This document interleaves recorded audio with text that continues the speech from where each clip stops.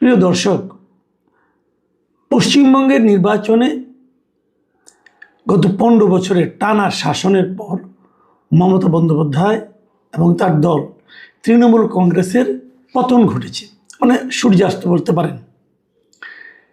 এই যে পরাজয় তৃণমূল কংগ্রেসের, এই পরাজয়টা নিয়ে নানা ধরনের সমীকরণ আমরা দেখতে পাচ্ছি। কেন পরাজয় হলো, এই পরাজয়ের পেছনে ভারতের কী রাজনীতি কাজ করছে, ভারতের সংখ্যালঘুদের অবস্থা এখন কেমন হবে, এগুলো নিয়ে নানা আলোচনা তো আছেই। সেসব আলোচনা আমাদের জন্য অতটা হয়তো জরুরি না, কারণ আমরা তো আর ভিন্ন একটা দেশের লোক, যদিও আমরা তাদের নিকটতম প্রতিবেশী। সেই হিসাবে আমাদের জন্য গুরুত্বপূর্ণ হলো এই পরাজয়ের মাধ্যমে আমাদের দেশের উপর, আমাদের জনগণের উপর কী ধরনের কী প্রভাব পড়তে পারে, আমরা বরং এটা নিয়ে একটু আলোচনা করি। দেখুন, পশ্চিমবঙ্গে মমতা বন্দ্যোপাধ্যায়ের পরাজয়ের পর এখন সেখানে রাজ্য সরকার হিসাবে দায়িত্বে আসবে বিজেপি, মানে এটা বিজেপির সরকার পশ্চিমবঙ্গে প্রতিষ্ঠিত হবে। এটা পশ্চিমবঙ্গের জন্য ভালো মন্দ এটা ওনারা বুঝবেন। তবে একটা জিনিস আমি যতটুকু বুঝি, যে পশ্চিমবঙ্গে দীর্ঘদিন, মানে ধরেন এই তৃণমূলের 15 বছর, তার আগে বামফ্রন্ট ছিল তাদের 34 বছর, এই ধরনের সব মিলিয়ে প্রায় 49-50 বছর ধরে তৃণমূলের সবসময় এমন একটা সরকার থেকেছে যেটা নাকি ভারতের কেন্দ্রে যে সরকার ছিল সেই সরকার নয়, সেই দল নয়। মানে কেন্দ্রের সঙ্গে একটা বিরোধ পশ্চিমবঙ্গ সরকারের সব সময় ছিল। অনেক বছর পরে, প্রায় অর্ধ শতাব্দী পরে এই প্রথম কেন্দ্রে যে সরকার, পশ্চিমবঙ্গেও সেই সরকার।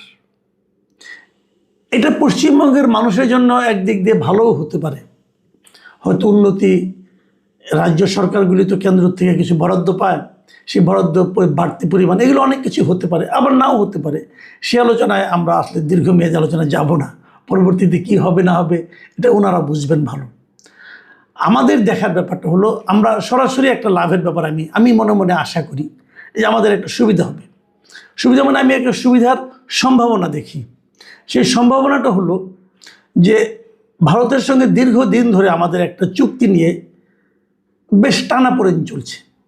সেটা হচ্ছে তিস্তা চুক্তি, মানে তিস্তার পানি বন্টন চুক্তি। এই চুক্তিটা ভারতের কেন্দ্রীয় সরকার দুইবার তারা কিন্তু এটা নিয়ে বেশ অগ্রসর হয়েছিল এবং তারা নীতিগতভাবে একমত হয়েছিল এই চুক্তিটা তারা করবে। দুবারই বাগড়া দিয়েছিলেন এই মমতা বন্দ্যোপাধ্যায়। দুবারই উনি বলেছেন যে না, এই চুক্তিতে তার কোনো মত নাই এবং উনি চান না এই চুক্তিটা হোক। ওনার বক্তব্য স্পষ্ট ছিল, উনি বলছেন যে আমার এলাকার লোকই তিস্তার পানি পাচ্ছে না, তো বাংলাদেশকে আমরা কী করে দেব। তো এই ধরনের চুক্তিতে উনি রাজি হননি। এখন মমতা বন্দ্যোপাধ্যায় নাই, এখন কেন্দ্র যদি এরকম কোনো সিদ্ধান্ত নেয়, তাহলে যেহেতু পশ্চিমবঙ্গেও বিজেপির সরকার, তাহলে এই বিজেপির সরকার হয়তো কেন্দ্রের সিদ্ধান্তের বিরুদ্ধে নাও যেতে পারে। এটা ইতিবাচক দিক। আবার অন্য কয়েকটা দিকও আছে, যেমন ধরা যাক বিজেপি জেতার কারণে এখন ভারতের সম্ভাব্য মানে পশ্চিমবঙ্গের সম্ভাব্য মুখ্যমন্ত্রীকে কয়েকটা মুখ দেখতে পাচ্ছি আমরা, কিন্তু যে মুখটা সবচেয়ে বেশি আলোচিত হচ্ছে তিনি হচ্ছেন মিস্টার শুভেন্দু অধিকারী। এই শুভেন্দু অধিকারী কিন্তু মমতা বন্দ্যোপাধ্যায়কে ব্যক্তিগতভাবে তার আসনে হারিয়েছেন, ভবানীপুর আসনে। শুভেন্দু অধিকারী সাহেব উনি কিন্তু ইউনূস সরকারকে মানতেনই না। যখন নাকি শেখ হাসিনায় ভারতে চলে গিয়েছিল, তখন শুভেন্দু বাবুর আমরা অনেক বক্তব্য শুনেছি ভিডিওতে। উনি স্পষ্ট কথায় বলেছেন যে শেখ হাসিনাই বাংলাদেশের প্রধানমন্ত্রী এবং ডক্টর ইউনূস সরকারকে উনি আসলে মানতেই চান না এবং তাদেরকে জবরদখলকারী হিসাবে উনি আখ্যায়িত করতেন। এবং উনি এটাও বলেছেন শেখ হাসিনাই বাংলাদেশে ফিরবেন যে ইন্টারন্যাশনাল এয়ারপোর্টে, এবং সবাই তাকে সম্মান জানিয়ে আবার প্রধানমন্ত্রী বানাবেন, এই ধরনের কথা বলেছেন। হতে পারে সেগুলো মেঠো বক্তৃতা, অনেক সময় তো এরকম হয়, মেঠো বক্তৃতা হতে পারে। আমার কেন যেন মনে হয় সেগুলো আসলে অতটা গুরুত্ব না দিলেও চলে। আমার ধারণা মুখ্যমন্ত্রী হলে পর তারপর হয়তো ও ধরনের কথা হয়তো বা বলবেন না। তো বলবেন না এক কথা, কিন্তু ভাববেন কিনা সেটা কিন্তু একটা ব্যাপার। যদি ভাবেন তখন তার কিন্তু আবার ভিন্ন অর্থ দেখা যাবে, তার একটা ভিন্ন প্রতিক্রিয়া আমরা হয়তো বা দেখতে পাবো। সেই প্রতিক্রিয়াটা আমাদের দেশের জনগণের জন্য কতটুকু ভালো হবে এটা নিয়ে আমার কিন্তু বিস্তর সন্দেহ আছে। আমরা আরেকটা জিনিস খেয়াল করব, সেই জিনিসটা হলো এখন বাংলাদেশের সঙ্গে ভারতের যে সীমান্তের পার্শ্ববর্তী যে কয়েকটা রাজ্য আছে, আমরা দেখতে পাচ্ছি যে প্রায় প্রতিটা রাজ্যেই এখন বিজেপির শাসন। পশ্চিমবঙ্গ অথবা ত্রিপুরা অথবা আসাম, এই সবগুলিতে আমাদের সীমান্তবর্তী, ওপারে ওরা আমরা এপারে, এই প্রত্যেকটা রাজ্যেই কিন্তু বিজেপি সরকার। এবং এদের অ্যাটিচিউড, বিজেপি অ্যাটিচিউড, সেটা কিন্তু এটা তো মানতেই হবে। বিজেপি একটা ধর্মভিত্তিক মানে সরকার, মানে পার্টি, এবং তারা একজনের কমিউনাল পলিটিক্স করে করে কিন্তু তারা এই পর্যায়ে এসেছে। হিন্দুত্ববাদী রাজনীতি তারা করে এবং মুসলমানদের তারা একজনের শত্রুই মনে করে। আমি তো পরশুদিন দেখলাম যে শুভেন্দু অধিকারী বলেছেন যে মুসলমানরা তাকে ভোট দেননি। এখন যদি মুসলমানরা তাদেরকে ভোট দেননি বলে সম্ভাব্য প্রধান মুখ্যমন্ত্রী মনে করেন, এটা তো মুসলমানদের জন্য কোনো সুখবর নয়। এবং আমরা দেখেছি অনেক মুসলমানকে তারা কিন্তু আমাদের এখানে পুশ ইন করিয়ে দেয়। ওরা বলে পুশ ব্যাক, আমরা বলি পুশ ইন, আমাদের এখানে ঢুকিয়ে দিচ্ছি। এবং তারা বলছে এই লোকগুলি নাকি ওখানে গিয়েছে, তো তাদেরকে পাঠিয়ে দিতে হবে।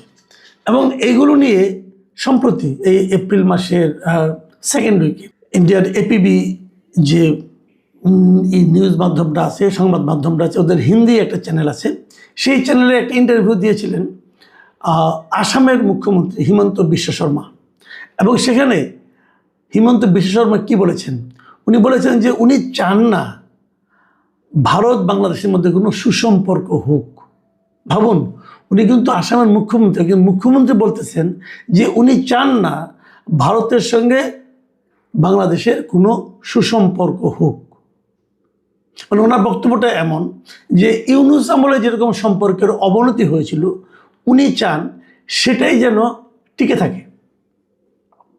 এখন এটা শুনতে একটু কেমন যেন বিষাদ দৃশ্য লাগছে না? ভারত সরকার কি চায়? আমরা কি দেখেছি যে ইউনূস সরকার থাকাকালীন ইউনূস সরকারের সঙ্গে ভারত সরকারের সম্পর্ক খুবই খারাপ ছিল, এতে কোনো সন্দেহ নাই। ওই সময়ে আমাদের এখান থেকে মনে করেন আপনার ভিসা তারা একদম প্রায় বন্ধই করে দিয়েছিল, বিশেষ করে ট্যুরিস্ট ভিসা। আমাদের দেশ থেকে যত লোক ট্যুরিজমের জন্য দেশের বাইরে যায়, তার আমার তো মনে হয় যে 80% 90% লোক ভারতেই যায়। তো সেটা কিন্তু ভারত বন্ধ করে দিয়েছিল, গত 1.5 বছর ধরে বন্ধই ছিল, এখনও বন্ধ আছে। তো এতে ভারতের কিছু ক্ষতি তো হয়নি অর্থনৈতিক, তা তো নয়, ভারতের অনেক অর্থনৈতিকভাবে ক্ষতি হয়েছে। কিন্তু তারপরেও ভারত সে ক্ষতিটাকে মেনে নিয়েও তারা কিন্তু তাদের নীতিতে অটল ছিল এবং তারা ইউনূস সরকারের সঙ্গে সুসম্পর্ক করার কোনো আগ্রহ একবারের জন্যও দেখায়নি। ইউনূস সরকারও নানা রকম ভূমিকা ছিল, তাদেরও ভারতের সঙ্গে এক ধরনের বৈরী সম্পর্ক তৈরির একটা চেষ্টা আমরা লক্ষ্য করেছি। বর্তমান বিএনপি সরকার দায়িত্বে আসার পর আপনারা লক্ষ্য করেছেন যে বিএনপির যিনি পররাষ্ট্রমন্ত্রী, তিনি প্রথম যে দেশে মানে আপনার অফিসিয়াল ভিজিটে গিয়েছেন সেটা কিন্তু ভারত। উনি ভারতে গিয়েছেন, ভারতের সঙ্গে উনি মিটিং করেছেন, ভারতের পররাষ্ট্রমন্ত্রীর সঙ্গে মিটিং করেছেন এবং ওখানে আরও অনেকের সঙ্গে মিটিং করেছেন।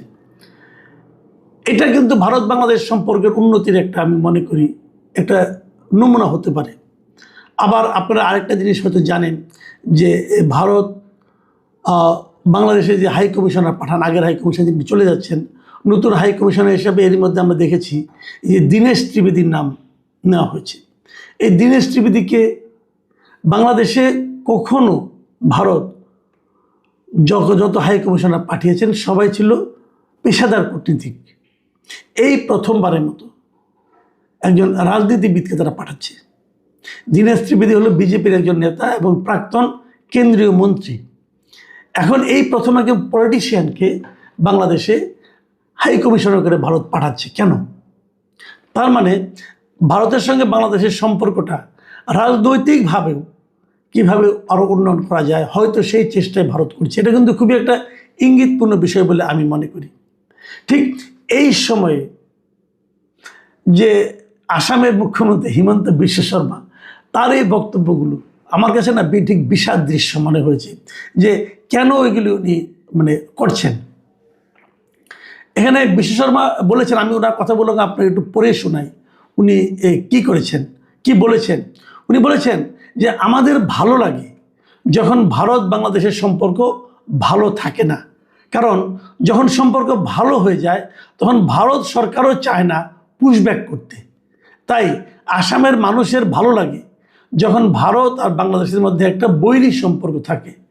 ভারত ও বাংলাদেশের যখন মৈত্রী হয়ে যায়, বিএসএফ আর বিডিআর যখন করমর্দন করতে শুরু করে, তখন তা আসামের জন্য বিপজ্জনক হয়ে যায়। এবং উনি কীভাবে এদেরকে বাংলাদেশে পাঠানো হয় তারও একটা নমুনা উনি দিয়েছেন। যে উনি ওনার কথা থেকে আমি পড়ে শোনাই। উনি বলেছেন বিএসএফ কি করে, কখনো 20, 30 বা 40 দিন, কখনো 10 দিন মতো নিজেদের কাছে রেখে দেয়, মানে ওই যাদেরকে পুশব্যাক করবে আর কি রেখে দেয়। যখন বিডিআর থাকে না সেখান দিয়ে ধাক্কা মেরে পাঠিয়ে দেয়। মানে উনি নিজেই বলছেন যে কিভাবে আমাদের এখানে তারা পুশিন করিয়ে দিচ্ছে। এখন উনি বলছেন যে আমি তো সকালে সব সময় ঈশ্বরের কাছে প্রার্থনা করি যে পরিস্থিতি ইউনূসের সময় ছিল সেটাই যেন থাকে, সম্পর্কের উন্নতি যেন না হয়।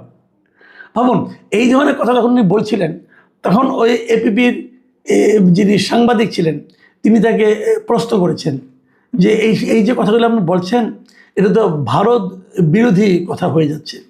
তখন উনি কী বলেছেন সেই জবাব প্রশ্ন, উনি বলেছেন যে আপনি প্রশ্ন করেছেন, আমি বলেছি আমার মনের কথা। আমি তো সকালে সবসময় ঈশ্বরের কাছে প্রার্থনা করি যে পরিস্থিতি ইউনূসের সময় ছিল সেটাই যেন থাকে, সম্পর্ক যেন উন্নতি না হয়। এবং তারপর উনি বলছেন কেন এটা বলছেন, উনি বলছেন যদি আইনি পথে আমরা ফেরত পাঠাতে চাই তাহলে পুরো বিষয়টা স্বরাষ্ট্র মন্ত্রণালয়কে জানাতে হবে, তারা বাংলাদেশে পাঠাবে সেসব, এরপরে বাংলাদেশের উপর নির্ভর করবে কাকে মেনে নেবে কাকে মানবে না। অতএব উনি কোনো প্রমাণের জন্য যাবেন না, অত আলোচনার মধ্যে নাই, ধাক্কা মারে বাংলাদেশের মধ্যে ঢুকিয়ে দেবেন। এই যে হিমন্ত বিশ্ব শর্মা ওনার যে এই বক্তব্য, উনি কিন্তু সাধারণ কোনো মানুষ না, উনি আসামের মুখ্যমন্ত্রী।